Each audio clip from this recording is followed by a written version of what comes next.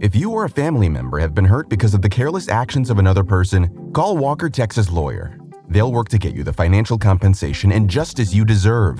They have 40 years of experience, and you don't pay unless you win. Call 713-881-9653 today for a consultation or go to walkertexaslawyer.com. Oh, Brad, what have you done now? Broadcasting live from Houston, Texas, and around the world. TV host, best-selling author, and radio personality Brad Gilmore brings you a collection of conversations with stars from movies. Matthew McConaughey. Brad Gilmore. Mark Wahlberg. Hey, how are you? The legendary Mr. Christopher Lloyd. Christopher, how are we doing? I'm doing good. Great introduction. Television. Jimmy Fallon joins us this morning. Jimmy, how you doing, my friend? Good morning. Thank you so much, Brad, for having me. I appreciate this, bud. Kelly Ripa. Brad, thank you for having me. Comedy. Jay Leno joins us. Jay, how you doing? Hey, Brad, what's going on? Chris Tucker is in the building. Chris Tucker, good morning to you. Hey, Brad. Good morning to you. How are you? Gabriel Fluffy Iglesias. Good morning.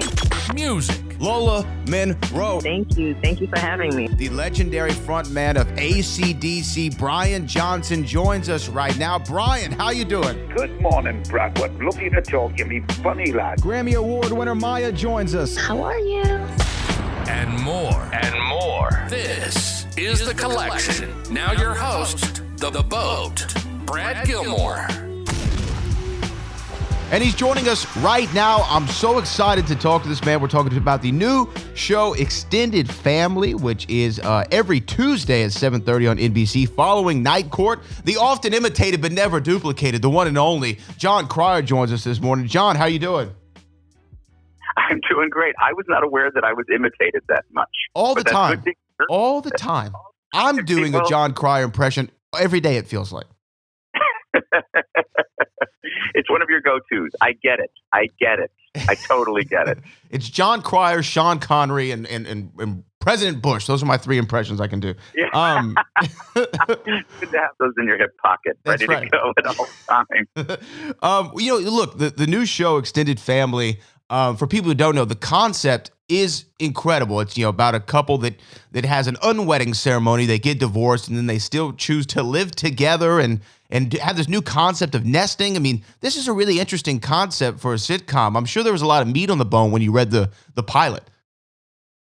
Well, yeah. I mean, obviously, it's very simple, and it's a simple idea. Obviously, it's not for everybody, but it was inspired by the owner of the Boston Celtics.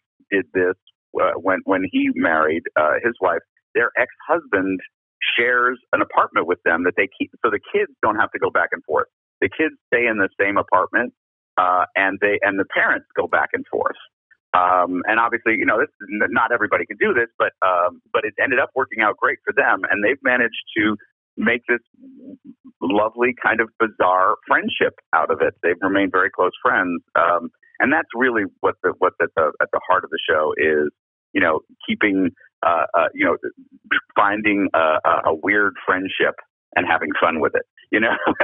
That's what we do on the show. Yeah, and you see those dynamics at play between you and Abigail and Donald Faison, which is, the cast is insane. But let me ask you this though: when you do read, I'm sure your pitch shows all the time, or at least that's what I would imagine. And when you read them, do you read? Because I heard somebody say one time, when I read a pilot script, I try to see what the opening of season 2 is going to be. Do you have that to where you can see, I could see the progression of this character? Or you just say, look, this is a really funny concept. I'm sure we're going to figure this out. It's a little bit of both. The thing with comedy is you kind of have to play it as it lays. Here's an interesting example. In 2.5 Men, and if you watch the pilot of 2.5 Men, my son Angus's character is a super smart kid. But then later on, they realized that what Angus was amazing at playing at was kind of a dumb kid. So they kind of changed his character. And it's interesting because what happens is you sort of have to have a concept that's fertile but simple enough. And then you just have to roll with it. Then you have to, once like the original character as written for the Boston Celtics owner was kind of this rich, kind of out of touch guy. But once we had the opportunity of having Donald Faison, it was like, oh no, that's not going to work for Donald Faison. Let's make him a different guy, you know. And it's been, so it's a combination of both. You kind of have to have this idea of what the show's going to be, but then when opportunities present themselves, you got to roll with them. That makes a lot of sense to me. I mean, you're going with also, following the laugh, right? Recognizing what the audience is reacting the most to, and then capitalizing on that. When you have a dynamic at play, though, with you and your character and Abigail's character, where they're a couple who's divorced. So once they had this great love for each other, obviously that love fizzles out, but they're still trying to make it work. Is there anything and forgive me if this is like a mundane question, but is there anything that you and Abigail have to do to create that chemistry, or do you just, like you said, you play what's on the page?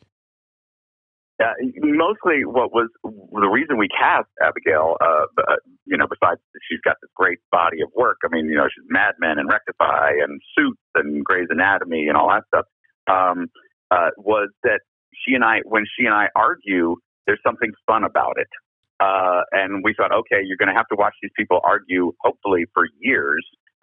So, are there, there's people you watch and they argue, and it's not fun.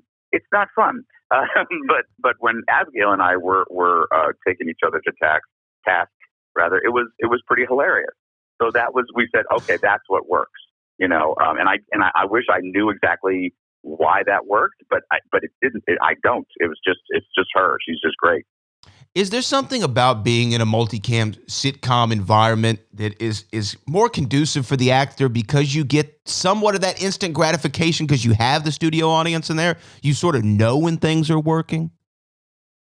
Oh, yes, that helps so much. Because I've shot stuff, single camera comedies, and I've shot multiple camera comedies, and they're different skills. But having an audience there, especially because the writing, it's written by a guy named Mike O'Malley, who's actually an actor you probably recognize if you saw him. And he was nominated for Emmys for Glee and stuff like that. But his writing is very fast and very, so figuring out where the laughs are going to come is incredibly important.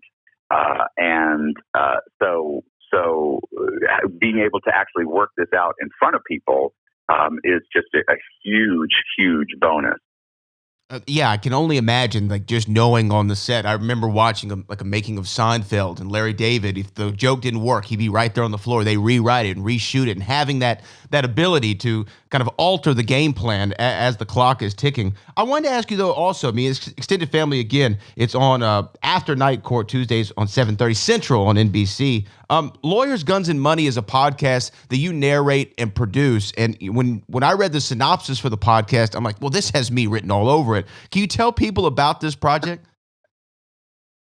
Lawyers, Guns, and Money was this crazy story that came across my transom. A guy named Jack Bryan, who made a wonderful documentary called Active Measures, if you ever get a chance, brought me this true story about this young public defender in Miami, never tried a felony case before. His first felony case is this whack job who says that he's working for the CIA, secretly transporting guns, and everybody's like, yeah, sure you are, sir. And he hands the guy a phone number, says, you don't believe me? Call this number. And he calls the number, and it's the White House. And this guy ended up uncovering this huge secret war in Central America that the Reagan administration was trying to cover up. And I remember this whole scandal from when I was a kid. I was in my early 20s when it all broke. But there was so much more to the story. And then what was hilarious was it's this insane, crazy, funny story. And so I got to when and a lot of it has only really come out now because a lot of the stuff takes a long time for this information to come out. So we've been. So we recorded this podcast about the story of this young public defender, and it turned out to be a really terrific podcast. Wow, man, I cannot wait to check that out. That's Lawyers, Guns, and Money. You're doing a little bit of everything, John Cryer. But here's, you know why I said you're often imitated, always duplicated, or never duplicated, is for this reason. So I'm a massive, comic book fan. I've always have been, and I'm not sure if you're aware of this, but there is a pretty strong debate on the internets of who is the best Lex Luthor of all time. Now, a lot of people say, you automatically have to give it up for Gene Hackman, and Gene Hackman was great. But the real argument between fans of this generation, or at least my generation, is it Cryer, is it Rosenbaum? Where do you sit on this? Because your Lex Luthor was so, like, when I would read Lex Luthor as a kid in the comics, when I saw you in the Arrowverse, or those series of shows that you were a part of, I was like, this is who I read on the page as a kid. More than Gene Hackman, more than Michael Rosenbaum, who were both great. You kind of, for me, brought Lex Luthor the most to life off the page. Well, thank you. That's really kind of you to say. It meant a lot to me because I was a comic book fan and, had delved deeply into the lore of it and grew up with Hackman and loved Rosenbaum, So just being mentioned in their company is amazing. That's where I'm at. But for me, it's tough because Michael Rosenbaum on Smallville, they got so far into that character and they created all this amazing backstory for him, and they created this amazing relationship with is sort of descended from the Superboy line of comics, and for me, that was the definitive Lex Luthor for me was Rosenbaum. So, but again, and one thing that was very cool was that the Supergirl producers, when they asked me to do this, we didn't get when we in talking about it, it took a while before we realized, oh yeah, this is our opportunity to do the comics version of Lex Luthor that hasn't been on screen, So when we got the opportunity to do that, we said, oh, okay, that's what we're going to do. Well, y'all nailed it. I mean, absolutely. You're my favorite Lex Luthor. I mean, and again, everybody does a great job at it, and Michael and Gene. But like I said, reading it from the pages to the screen, I felt like you were the most true to the character. And again, congratulations on that. Congratulations on Extended Family as well as Lawyers, Guns, and Money. Before I let you go, I would be remiss to not ask you about this because my favorite movie of all time is Back to the Future. You almost, I think, were in Back to the Future. You read or you auditioned for the script, but you said it was a different Back to the Future, what you read. I would love to know what the difference was. Yes, the Back to the Future that I read was an earlier draft of it that had a very different ending. It had a whole, the time machine was not a DeLorean. It had a secret formula that it turns out that the secret formula was Coca-Cola. And actually, you can find a PDF of this script floating around. You just have to do some searches. It also had a whole different final sequence where because it needed enough power, instead of getting power from a lightning bolt, it needed power from a nuclear explosion. So it was Marty sneaking onto a nuclear test site in 1955 and waiting for the bomb to go off. And actually, there's a whole sequence in there where he hides in a refrigerator that Spielberg borrowed later for Crystal Skull, for Indiana Jones and the Crystal Skull. That's right. So, yeah, it's so interesting to read it because it's a really fun script. You can see why Spielberg wanted to do it. But you're like, wow, they made a bunch of changes. They really went nuts with this thing. This isn't the movie I read for. Well, John Cryer, again, Extended Family, congratulations on the show is so much fun to watch. I really encourage everyone to go out and check it out. And check out Lawyers, Guns, and Money, the incomparable John Cryer. Thank you so much for joining us this morning. Thank you. So much fun.